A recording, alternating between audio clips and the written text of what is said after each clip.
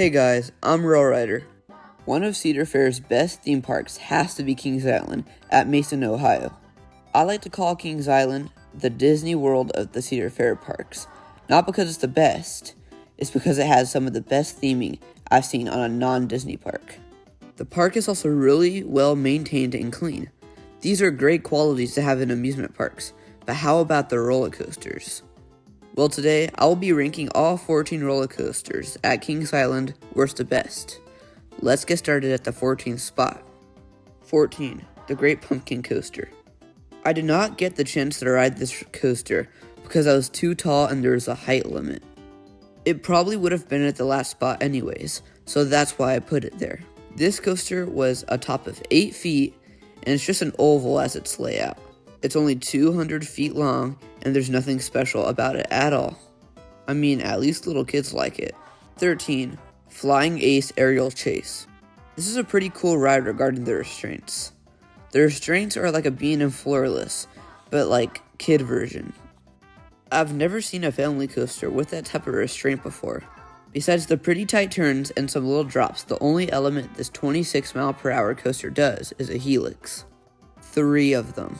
Aerial Chase's max height is about 50 feet, and it has more than 1,000 feet of track. I wouldn't say this ride is exhilarating, but it is fun to be honest. I just wanted to ride this coaster for the credit, and I thought it wasn't going to be good, but it was better than I thought. 12. Woodstock Express. I think that Woodstock Express is like Blue Streak at Cedar Point's little brother. They both have very similar color schemes, and the ride is one drop with a bunch of other hills. Woodstock Express is a wooden family coaster that goes 35 miles per hour, and the max height is 39 feet. Of course this ride would just be alright, but it's pretty good as a family coaster. Woodstock Express has had so many name changes throughout the years. When it first opened, it was named Scooby-Doo, painted purple. 8 years later, it was renamed Beastie, repainted red, and added a tunnel after the drop. After another 26 years, it was renamed the Fairly Odd Parents Coaster, and the tunnel was removed. Then 2010, it finally became Woodstock Express. To be honest, I would rather have any of the names or colors, as Woodstock Express is a bland coaster name and has been used for so many other family coasters. 11. Invertigo. Invertigo is a Vekoma boomerang, and if you didn't know, a boomerang looks like this. There are many of them that look exactly the same around the world. They're known for being very rough and are not commonly liked by people. I'm one of those people who aren't a fan of most boomerangs, and this applies to Invertigo. The max height of this coaster is 131 feet and goes 50 miles per hour. It really only has 2 elements, a loop and a cobra roll, which you experience both twice, once forwards and once backwards.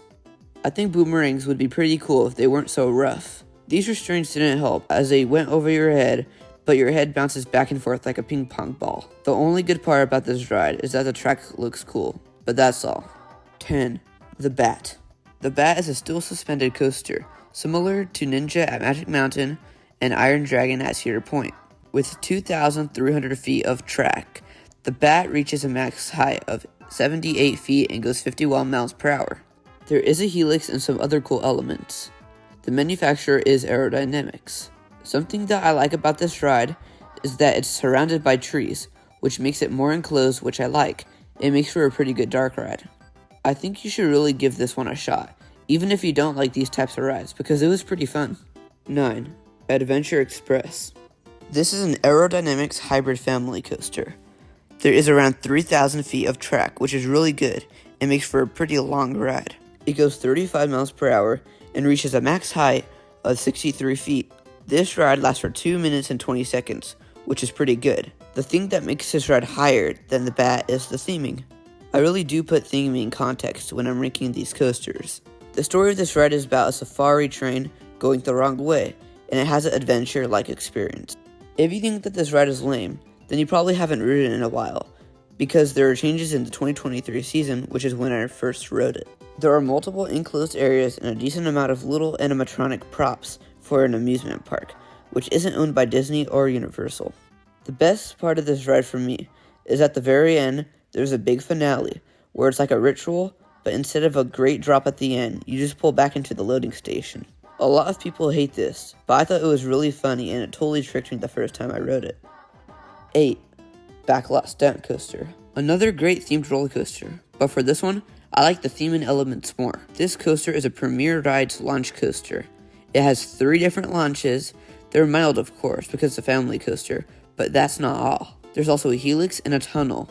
The top speed is 40 miles per hour, and the max height is 45 feet. At the start of the ride, you get launched into a spiral of helixes, going up and up until you're at the top, where you see this battle-like scene, where there's cargo boxes and planes.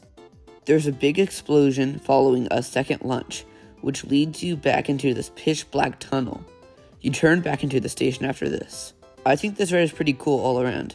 You should really ride this ride if you liked theme rides. 7. The Racer.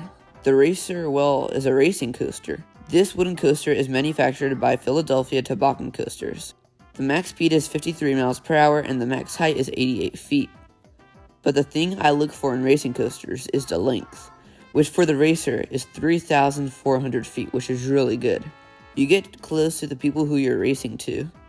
And being a pretty old coaster, they're still pretty consistent on the racing factor. This coaster is filled with hills and bunny hills, like most family coasters. I really enjoyed this ride. It was pretty exciting throughout the whole layout, and for it being kind of a family coaster, it was good. Not much else to say about this ride though. 6. Flight of Fear. Flight of Fear is an indoor coaster, kinda like Rock and Roller Coaster at Hollywood Studios. This is a Premier Rides launch coaster. You get launched into this black void area with green lights. Throughout the ride, it reaches a top speed of 55 miles per hour, and its top height reaches to 74 feet. There's 2,700 feet of track, which is wild. The queue is pretty cool, because you walk into a UFO type structure. The thing I like about really dark rides like this, is that you don't know what's coming next. Like, I didn't know there would be a random cobra or a corkscrew. My point is, you don't know what's coming next, which is probably my favorite part, as it's a surprise. If you're scared of the dark, then I wouldn't recommend it. But if you are not, then it's really cool and I recommend it a lot. 5. Beni. Beni is a B&M invert coaster, but not just any, this is a great one. With a max height of 167 feet and a max speed of 68 miles per hour, Beni brings you in for a wild ride. Beni has 4,000 feet of track, which is just wild, and is packed with tons of inversions, 7 to be exact. This includes a dive loop, a vertical loop, a zero-G roll, a pretzel loop, another vertical loop, and an inline twist. Beni is really packed, start to end with these amazing elements.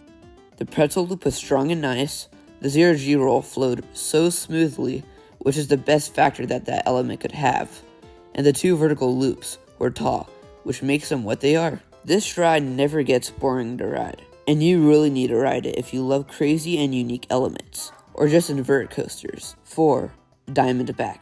This coaster is also manufactured by B&M, but this one is called a Hyper. This is when the coaster is tall, fast, and lengthy, but has no inversions. When the ride starts, you climb up a lift hill and plummet 215 feet. And the coaster brings you around the layout at 80 miles per hour. After the lift hill, you get over 2 massive hills, one being around 195 feet and the other at 131.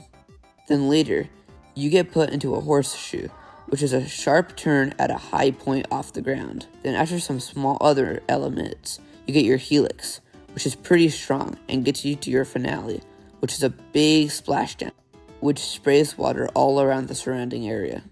I think that the splashdown is a really cool detail, and that it should be added into more coasters. Even though the layout isn't much, the speed factor and length of the coaster is about 5,300 feet, which is really impressive. This coaster and the other 3 are great rides and you must ride them. 3. Orion. Orion is like Diamondback's older brother. Once again, is manufactured by B&M, and it's like a Hyper, but it's a bigger version. It's a pretty rare type of roller coaster called Gigas. They're like a Hyper, but faster, taller, and much stronger. The minimum requirement for the Gigas are 300 feet tall, which is exactly how tall Orion is, which is wild. The max speed goes up to 91 miles per hour and it has around 5,300 feet of track. The elements are limited because of the amount of force this ride gives.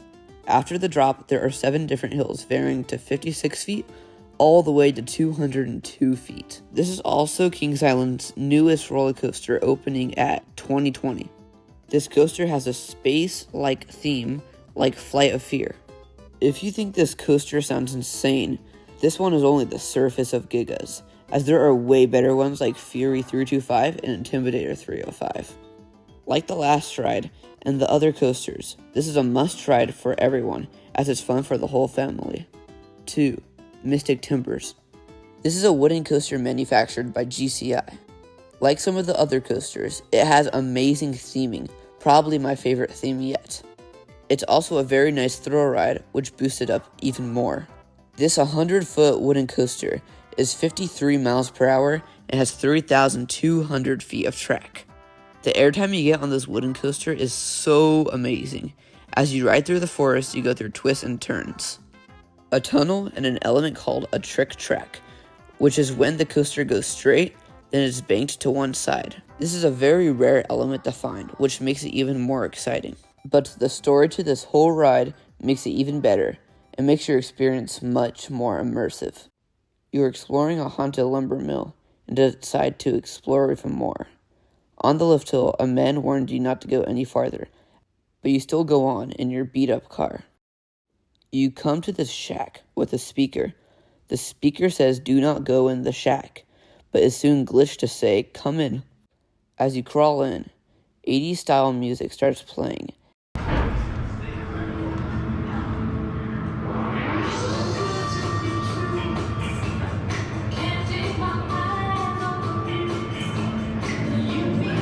After some creaking, you get attacked by either 3 things: bats, a big haunted tree, or snakes. After, you get plunged back into the loading station. This ride is just about perfect. The one thing I think should have been added is a more aggressive experience after the shed, instead of you going back into the loading station. This would immerse the experience more, but what they ended up doing with the space is still great and I really loved it. There is no way a wooden coaster can beat this one, right? 1. The Beast. Well, apparently another wooden coaster can beat Mystic Timbers. This is the Beast, and it's my favorite wooden coaster of all time that I've ridden, and it's my favorite roller coaster at Kings Island. The Beast, well, is a beast of a coaster. Having a whopping 7,361 feet of track, this is the longest roller coaster I've ever ridden, and it's also the world's longest wooden roller coaster. The top height of this coaster is 141 feet, and the max speed is 65 miles per hour. Having these stats for a wooden roller coaster is just insane.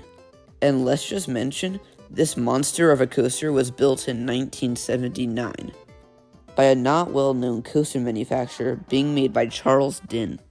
The Beast has 2 very steep drops, with very sharp twists and turns and tunnels. It's also deep in the forest compared to all the other coasters at this park. When you ride in the front, you get a great view of this jungle-like area, the fresh wind blasting in your face.